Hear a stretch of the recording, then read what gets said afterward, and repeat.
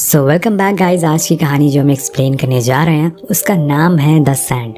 कहानी की शुरुआत होती है जंगल के बीच से, जहाँ पर हम दो अनजान लोगों को देखते हैं, जिसमें से एक आदमी बहुत डरा हुआ है, लेकिन दूसरा वाला आदमी उसे बताता है कि तुम्हें यहाँ थोड़ी देर रुकना होगा। अगर हमें उन स्नेक की स्किन मिल गई तो हम करोड़ों कमा सकते हैं। लेकिन वो आदमी नहीं मानता और भागना शुरू कर देता है। कुछ ही देर भागने के बाद उसका पैर एक दलदल में फंस जाता है और देखते ही देखते वो उसके अंदर धंसता चला जाता है। उसी दौरान उसकी नज़र थोड़ी दूर पड़े हुए एक इंसान के कंकाल पर पड़ती है और अगले ही पल सब कुछ ब्लैक हो जाता है। सो कुछ इस तरह था इस कहानी का इंट्रो, जिसे देखकर आप समझ गए होंगे कि आखिर ये कहानी किस तरह की होने वाली है। अब सीन शिफ्ट होता है और हम अपनी कहानी के दो असल किरदार जॉश और सोफिया को देखते हैं, जो मैक्सिको से यहाँ पर आए हुए हैं अपने दोस्त मार्कस से मिलने के लिए, क्योंकि वो उनका क्लासमेट था और बहुत सालों से दोस्त भी। यहाँ हम उन दोनों की बातों से अंदाज़ा लगा सकते हैं कि इनकी कुछ खास बनती नहीं है। कहने को तो ये हस्बैंड वाइफ है, लेकिन बस दुनियादारी के लिए। असल ज़िंदगी में ये दोनों अब साथ नहीं रहते। लेकिन क्या पता इस ट्रिप के जाने के बाद इनकी लाइफ पूरी तरह से बदल जाए। अब दोनों होटल पहुंचते हैं, जहां पर इनकी मुलाकात मार्कस से होती है, जो इन्हें देखकर बहुत खुश होता है और सोफिया के काम की तारीफ भी करता है, क्योंकि वो एक नर्स है और अंडर प्रिविलेज बच्चों को मदद करती है, उनका इलाज फ्री में भी करती है। अब इसके बाद वो जोश भी मिलता है, लेकिन यहाँ जब मार्कस को पता चलता है कि उन दोनों का रूम अलग अलग है तो वो काफ़ी हैरान होता है, क्योंकि उसे इनकी सिचुएशन के बारे में ज़रा भी अंदाज़ा नहीं था। पर यहाँ एक गड़बड़ हो जाती है। स्टाफ इन्हें बताता है कि अभी सिर्फ एक ही रूम खाली है, जब दूसरा रूम अवेलेबल होगा तो वो आपको दे दिया जाएगा। अब दोनों के पास कुछ ऑप्शन नहीं थे, इसलिए उन्हें ये लेना ही पड़ता है। रूम में जाने के बाद जोश कहता है कि तुम बेड पर सो जाओ, मैं सोफे पर सो जाऊंगा। पर सोफिया बहुत ही रूड बिहेव करती है और कहती है कि तुम्हें मेरे साथ इतना अच्छा बिहेव करने की ज़रूरत नहीं है, और इसी को लेकर दोनों में एक बार फिर से बहस हो जाती है। अब शाम होने पर तीनों फिर से मिलते हैं और साथ में अपने पुराने दिनों के बारे में बातें करते हैं। और ऐसी बातों बातों में मार्कस उन्हें चियोची नाम की जगह के बारे में बताता है, जहाँ पर काफ़ी टूरिस्ट जाते हैं ट्रैक करने के लिए, और कहता है कि तुम्हें भी वहाँ जाना चाहिए। तो वो हाँ कर देता है, पर वो कहता है कि सोफिया वहाँ नहीं जा पाएगी। अब ये सुनकर वो गुस्सा हो जाती है और कहती है कि तुम कौन होते हुए डिसाइड करने वाले कि मैं जाऊंगी या नहीं, वहाँ मैं ज़रूर जाऊंगी। और फिर उठ के चली जाती है। ये सब देखकर मार्कस थोड़ा हैरान था, इसलिए वो जोश से इस बारे में पूछता है। तो वो बताता है कि इस ट्रिप के बाद हम लोग डिवोर्स लेने वाले हैं, क्योंकि अब चीज़ें पहले जैसी नहीं रही। ये हम दोनों की मर्ज़ी से हो रहा है। अब दोनों देर रात तक बैठकर बातें करते हैं, जिसमें साफ पता चल रहा था कि जोश अपने रिलेशन को सुधारना चाहता है, पर सोफिया ऐसा नहीं चाहती। अब रूम में जाने के बाद वो देखता है कि वो बेड पर सो रही है। वो ट्राई करता है कि वो भी जाकर बेड पर सोए, लेकिन उसकी हिम्मत नहीं होती, इसलिए वो सोफे पर ही सो जाता है। अगले दिन जब सोफिया सोकर उठती है तो चियाचू के बारे में नेट पर चेक करने लगती है, जहाँ उसे पता चलता है कि इस जगह पर काफ़ी अच्छा स्पॉट है, जहाँ से बहुत ही अच्छा व्यू मिलता है। तो वो जोश से कहती है कि मैं अकेले ही वहाँ पर जा रही हूँ, लेकिन वो मना करता है और कहता है कि मैं भी इस ट्रिप में साथ आया हूँ, इसलिए मैं भी तुम्हारे साथ जाऊँगा। मान जाती है और फिर दोनों अपने ट्रैक का सामान पैक करते हैं। नीचे जाकर वो स्टाफ से चियोची के बारे में रास्ता पूछते हैं, तो वो उन्हें दो रास्ते बताता है। एक जहाँ से सभी टूरिस्ट जाते हैं, जिसे कि लैस एरेनिस कहते हैं, जहाँ का इस्तेमाल यहाँ के लोकल भी नहीं करते हैं, इसलिए वो उन्हें सख्त मना करता है कि वो रास्ता कभी ना चुने, क्योंकि वहाँ कई सारे दलदल हैं और कई खतरनाक सांप भी, जो किसी को भी मिनटों में मार सकते हैं। तो जोश कहता है कि ठीक है, हम उस रास्ते से नहीं जाएंगे। उनके जाने के बाद एक रिसेप्शनिस्ट किसी बंदे को इशारा करती है, तो वो भी उनके पीछे पीछे चला जाता है। और आपने ये नोटिस किया होगा कि ये वही आदमी है जिसका साथी कहानी की शुरुआत में मारा गया था, लेकिन वहाँ ये क्या करने जा रहा है ये तो हमें आगे ही पता चलेगा। अब होटल की कार लेकर ये निकल जाते हैं और कुछ ही देर बाद वो अपनी उस डेस्टिनेशन पर पहुँच जाते हैं जहाँ से उन्हें ट्रैक करना था। लेकिन यहाँ भी दोनों कुछ बात नहीं करते और बस चुपचाप चलते रहते हैं बिना कुछ बोले। लेकिन एक टाइम आता है जब इन्हें एक जगह रुक कर आराम करना पड़ता है, लेकिन तभी मौसम कुछ बिगड़ने लगता है। और जोश को पता था कि ऐसे मौसम में यहाँ बाहर रहना ठीक नहीं है, इसलिए वो सोफिया से कहता है कि हमें होटल के लिए निकलना पड़ेगा, क्योंकि अगर बारिश हो गई तो हम लोग यहीं फंस जाएंगे और फिर बहुत ही ज़्यादा दिक्कत हो जाएगी। पर वो कहती है कि हम अपनी डेस्टिनेशन के करीब हैं, थोड़ी देर और चलते हैं। लेकिन वो उसे समझाता है और फाइनली वो मान जाती है, जिसके बाद दोनों अपनी कार की तरफ जाने लगते हैं।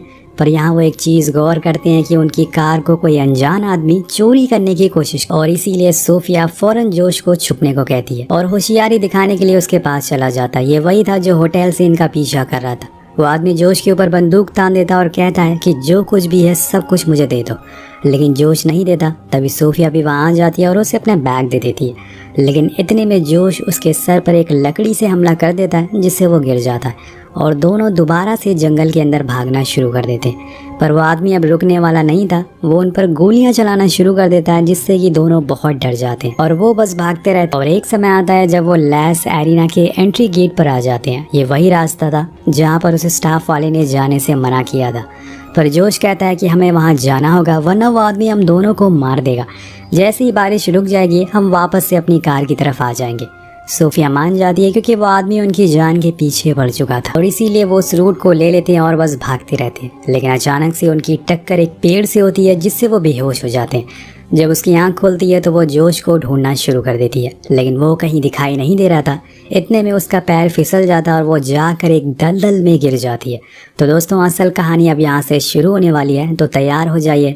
अब उस दलदल से बाहर निकलने की कोशिश करती है, लेकिन कोई फ़ायदा नहीं हो रहा था। तभी वहाँ जोश भी आ जाता और उसे मुसीबत में देखकर उसकी मदद करने के लिए आगे आता है, लेकिन इससे भी कोई फ़ायदा नहीं होता। वो एक लकड़ी की टहनी को उसके पकड़ने को कहता है, पर वो भी टूट जाती है और वो बार बार उससे कहता है कि ज़्यादा हिलो मत, जितना तुम हिलोगे ये तुम्हें उतना अंदर खींचता ले जाएगा। लेकिन यहाँ सोफिया बहुत ज़्यादा डरी हुई थी, इसलिए वो हिलना शुरू कर देती है और धीरे धीरे अंदर घुसने लगती है। तब मजबूरन जोश को भी वहाँ कूदना पड़ता है और उसे बचाने के लिए अब ये दोनों ही उसके अंदर फंसे हुए हैं। इस दलदल के बारे में इस टाउन के लोग कहते हैं कि ये जिसको भी अपने आगोश में लेता है उसके बाद उन्हें कभी बाहर जाने नहीं देता। तो इन दोनों के साथ क्या होगा ये हमें आगे पता चलेगा। वहीं दूसरी ओर हम मार्कस को देखते हैं, जो इन दोनों से मिलने के लिए होटल आता है, लेकिन वहाँ ये कहीं दिखाई नहीं देते। तो वो उनके रूम में जाता है जहाँ उसे एक नोट मिलता है जिसमें लिखा था मैं और सोफिया दोनों चिवाची जा रहे हैं ट्रैक करने के लिए और शाम तक वापस आ जाएंगे। उसे ये सब नॉर्मल लगता है, इसलिए वो अपने घर चला जाता है। लेकिन यहाँ तो सीन ही उल्टा पड़ा हुआ था, दोनों ही मुसीबत में थे। दोस्तों सोफिया अंदर धंसती जा रही थी, जोश उसे खींचकर ऊपर निकालता है। वो जोश से पूछती है कि तुम अंदर क्यों नहीं जा रहे हो, तो बताता है कि यहाँ पर आने से पहले मैंने एक गाइड बुक पढ़ी थी जिसमें लिखा था कि अगर आप ऐसी सिचुएशन में फंस जाएं तो ज़्यादा हिलना नहीं चाहिए, वरना ये सैंड आपको अंदर और खींचती चली जाएगी। और अगर यहाँ से बाहर निकलना है तो किसी रस्सी का जुगाड़ करना होगा जिसे कहीं पर अटका कर और फिर उसकी मदद से हमें बाहर निकल सकते हैं। पर यहाँ उनके पास ऐसा कुछ नहीं है। तो सोफिया कहती है कि क्यों ना मुझे तुम ऊपर की ओर धक्का दो जिसकी मदद से मैं ऊपर आ सकूं। लेकिन ये करने से जोश और नीचे जाने लगता है, इसलिए वो इस आइडिया को ड्रॉप कर देता है। अब यहाँ सोफिया थोड़ी दूरी पर एक सांप के अंडे को देखती है, जिसे देखकर वो समझ जाती है कि वहाँ की ज़मीन हार्ड है, इसलिए हमें वहाँ तक पहुँचना पड़ेगा। पर उसके दिमाग में ये ख्याल नहीं आता कि अगर वहाँ अंडा है तो सांप भी ज़रूर आसपास ही होगा। अब यहाँ सोफिया को अपने पैरों के नीचे कुछ महसूस होता है। वो जोश से कहती है कि तुम हाथ डालकर देखो कि वहाँ पर क्या है। जब वो चेक करता है तो असल में वहाँ उन्हें एक इंसान की लाश मिलती है। ये वही शख्स था जिसकी मौत कहानी की शुरुआत में हुई थी। उन्हें उसका बैग मिलता है जिसके अंदर एक राइफल, टॉर्च और एक चाकू मिलता है। ये सारी चीज़ें वो अपने पास रख लेते हैं क्योंकि सभी उनके काम आने वाली है। लेकिन यहाँ जोश को एक आइडिया आता है, क्यों ना वो उस बैग को पकड़कर उससे एक रस्सी बनाए और पास में ही रखे पत्थर पर उसके अटका कर बाहर निकल जाए। दोनों को ये सही लगता है, इसलिए वो दोनों इसको फटाफट करते हैं। लेकिन यहाँ पर हमारी नज़र थोड़ी दूर पर बढ़ती है और हम देखते हैं कि कुछ चींटियाँ अपने घर से बाहर निकल रही है, मतलब कि कुछ गड़बड़ होने वाली है। सीन शिफ्ट होता और हम मार्कस को देखते हैं जो लॉबी में बैठा था, अपने दोस्त का वेट कर रहा था। तभी उसे वो अनजान आदमी दिखता है जिसके पास जोश का बैग था। वो फ़ौरन उसके पास जाकर पूछता है कि ये तुम्हारे पास कहाँ से आए, लेकिन वो कुछ भी जवाब नहीं देता और भागने लगता है। अब मार्कस भी उसका पीछे भागता है। इसी में उसके शर्ट पे लगा खून को देखता है और इसी में वो उसके शर्ट पे लगे खून को देखता है, वो और घबरा जाता है। तभी वहाँ गार्ड आ जाते हैं और दोनों को पकड़कर पुलिस को दे देते हैं। इधर अब इन लोगों ने रस्सी तो बना ली थी, लेकिन जब उसे यूज़ करते हैं तो वो छोटी पड़ जाती है, जिससे ये भी आइडिया इनका फ्लॉप हो जाता है। तभी ऊपर से एक हेलीकॉप्टर गुजरता है और दोनों तुरंत ही चिल्लाते हैं, लेकिन अंदर बैठा पायलट इतनी ऊंचाई से इनकी आवाज़ सुन नहीं सकता, इसलिए वो चला जाता है। तो सोफिया कहती है कि अगर हम राइफल का इस्तेमाल करते तो शायद वो हमें सुन लेता, लेकिन हमने ये मौका भी खो दिया और दोनों की उम्मीद यहाँ टूट जाती है। लेकिन जोश उसे हौसला देता है कि हमें कोई ना कोई ज़रूर बचाने आएगा। इतनी देर तक हम हमारे होटल से बाहर हैं, क्या पता मार्कस को अब तक पता चल चुका हो। तभी सोफिया की पीठ पर वही चींटियाँ काटना शुरू कर देती है, जिससे उसे काफ़ी दर्द होता है। तो जोश उसे फ़ौरन अपने पास रखी एक शराब की बोतल देता है और इसी जगह गिराने को बोलता है, जिससे वो चींटियाँ तो भाग जाती है। लेकिन ये बोतल देखकर सोफिया उसे गुस्से में पूछती है कि तुम अपने साथ खाने के सामान ना लाकर एक शराब की बोतल लेकर आए हो। तो जोश बताता है कि वो बीते कुछ दिनों से डिप्रेस चल रहा है और उसे ये समझ नहीं आ रहा है कि वो डिवोर्स के बाद आखिर अकेले कैसे रह पाएगा, उनके बेटे का क्या होगा, वो ये कैसे डिसाइड करेगा किसके साथ ज्यादा टाइम स्पेंड करना है। और यही वजह है कि मैं अपने साथ शराब रखने लग गया। तो ये सुनकर सोफिया रोने लगती है क्योंकि उसे यकीन नहीं हो रहा था कि वो उसे अभी भी इतना प्यार करता है और उसे भी ये डर सता रहा था कि वो भी उसके बिना कैसे रह पाएगी। दोनों एक दूसरे का हाथ पकड़कर खूब रोते हैं और एक दूसरे को माफ कर देते हैं। अब ये लोग जब घर वापस जाएंगे तो मैं भी ये ख्याल इनके दिमाग से निकल जाए कि इन्हें अलग रहना है, लेकिन अभी ये देखने पर नामुमकिन लग रहा है क्योंकि जिस बात का डर था वही हो गया है। अब जिस सांप का अंडा जोश के पीछे था वहाँ से एक सांप इनकी तरफ आ रहा था, इसलिए सोफिया कहती है कि तुम हिलो मत, मैं उसे शूट करके मार दूंगी। लेकिन इतने में जोश के हाथ में वो काट लेता और जब वो गोली भी चलाती है तो वो उसे ठीक से लगती नहीं है। पर इनकी किस्मत अच्छी होती है कि वो सांप वहाँ से भाग जाता है। लेकिन अब यहाँ जोश की हालत बिगड़ना शुरू हो गई थी, जहर अब उसके शरीर में फैलना शुरू हो गया था। पर अच्छी बात यह है कि सोफिया एक नर्स है और उसे ऐसी सिचुएशन के बारे में अच्छे से पता है, इसलिए वो उसके हाथ पर सबसे पहले तो एक कपड़ा बांध देती है ताकि जहर और ना फैले। लेकिन ये चीज़ ज़्यादा कामयाब नहीं होती। जोश अब अपना होश हवास खो रहा था। वो उससे कहता है कि मुझे अब हॉस्पिटल जाना होगा तभी कुछ हो पाएगा, 3 घंटे से ज़्यादा मैं जिंदा नहीं रह पाऊंगा। लेकिन यहाँ तो अभी इनकी मदद करने के लिए कोई भी मौजूद नहीं है। वहाँ जेल में हम मार्कस और उस आदमी को देखते हैं जो उसे कहता है कि अगर तुम मुझे अपनी ये घड़ी दे दो तो मैं तुम्हारे दोस्तों की लोकेशन को बता दूंगा। पर मार्कस कहता है कि ये मेरे डैड की आखिरी निशानी है, लेकिन वो फिर भी उस घड़ी को दे देता है अपने दोस्तों के लिए। जिसके बाद वो उसे लैस एरिना के बारे में बताता है और ये सुनकर वो फौरन पुलिस के पास जाता है। उधर दलदल में अभी जोश की हालत बहुत ही खराब होती जा रही थी। सोफिया देखती है कि जहर अब उसकी गर्दन तक पहुंच गया है, इसलिए वो फौरन चाकू से उस जगह पर एक कट लगा देती है ताकि वो भी खून जहरीला हो वो बाहर आ जाए, और वो चाकू को गर्म करके वहाँ लगा देती है। इन सब चीज़ों में जोश को इतना दर्द होता है कि वो बेहोश होने लगता है। लेकिन ऐसी हालत में भी वो सोफिया से कहता है कि वो उससे बहुत प्यार करता है और कभी वो अलग नहीं होना चाहता। ये सुनकर सोफिया को एहसास होता है कि वो किस इंसान को खोने जा रही थी। अब यहाँ प्यास की वजह से सोफिया भी फेंट हो जाती है और जब उसकी आँख खुलती है तो वो देखती है कि जोश पहले से काफ़ी बेहतर है। लेकिन वो उससे कहता है कि अब वो जिंदा नहीं बचेगा, इसलिए बेहतर है कि तुम यहाँ से जल्दी से निकल जाओ, वरना मेरे साथ तुम भी मारी जाओगी।